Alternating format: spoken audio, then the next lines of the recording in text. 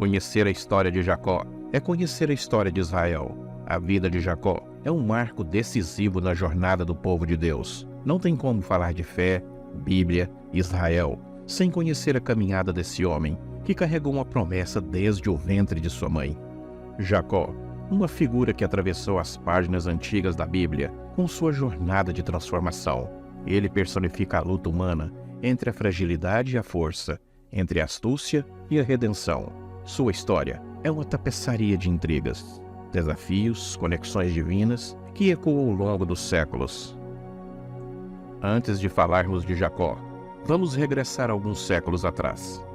Ur dos Caldeus, a antiga terra de Abraão, emergem das brumas do tempo como um farol luminoso da antiguidade, um berço da civilização enraizado nas areias douradas da Mesopotâmia. Aninhada às margens do rio Eufrates, essa cidade-joia brilhou com uma resplandência que desafiou os séculos. Ur dos Caldeus, hoje atual Iraque, era uma cidade próspera da época de Abraão, localizado na Mesopotâmia. As escrituras revelam que a família de Abraão deixou a cidade de Ur com a finalidade de viajar para a terra de Harã. Abraão, um patriarca reverenciado nas tradições judaicas, cristãs e islâmicas, nasceu nesse caldeirão cultural. A própria jornada de Abraão, de pastor a líder espiritual, começou nessas terras férteis. Um dia, o Senhor aparece a Abraão e manda ele sair dessa terra e que faria dele uma grande nação. E ele parte rumo a Canaã, uma viagem de quase 2.000 quilômetros.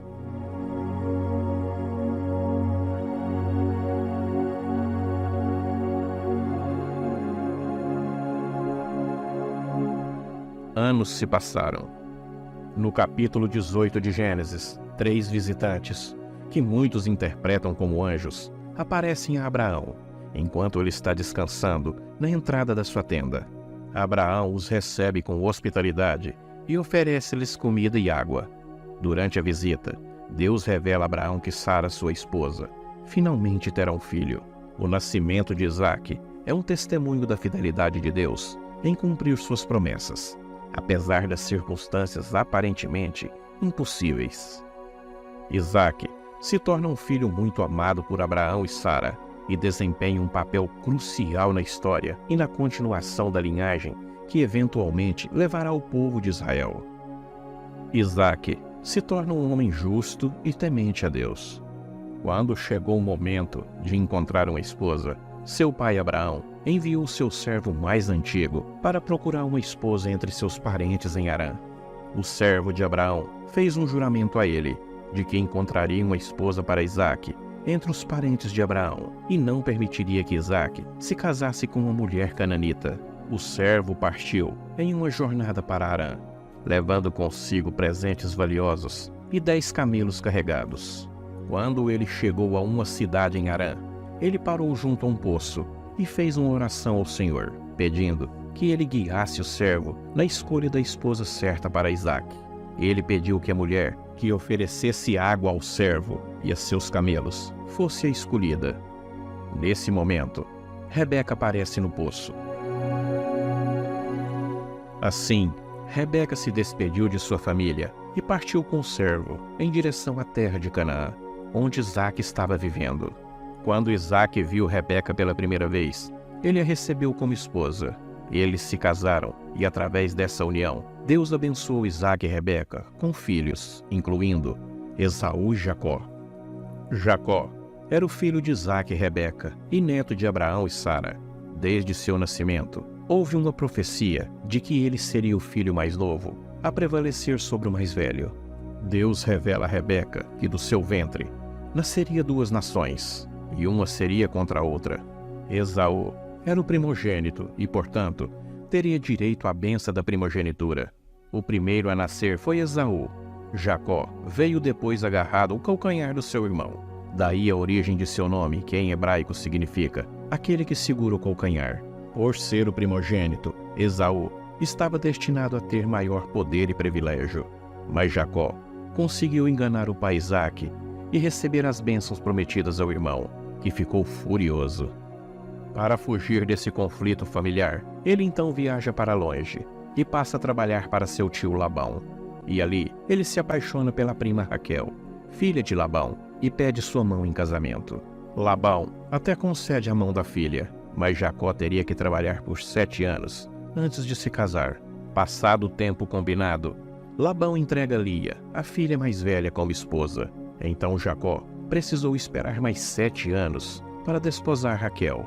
Com as 2 esposas e com 2 concubinas, Jacó teve 12 filhos homens e uma mulher.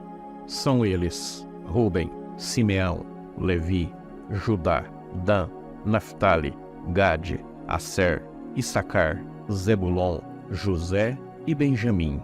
A única mulher citada na Bíblia como sua filha é Diná. Os filhos de Jacó são considerados os pais das 12 tribos de Israel, pois, segundo a crença, cada um deles deu origem a um povo que juntos formaram a nação de Israel. Após muito tempo trabalhando para Labão, Jacó consegue se libertar e voltar com a família para a terra prometida.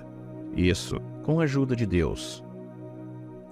Um dos momentos mais significativos da vida de Jacó é seu encontro com Deus às margens do rio Jaboque.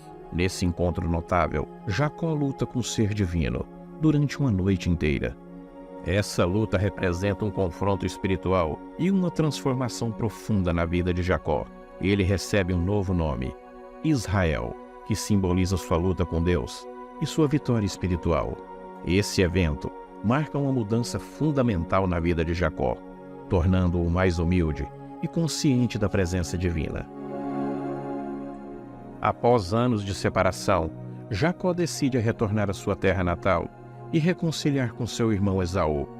Ele teme o encontro dado à rivalidade passada, mas através de um gesto de generosidade e humildade, Jacó consegue restaurar sua relação com seu irmão. Esse ato de reconciliação demonstra a maturidade e a transformação interior que Jacó experimentou ao longo de sua jornada.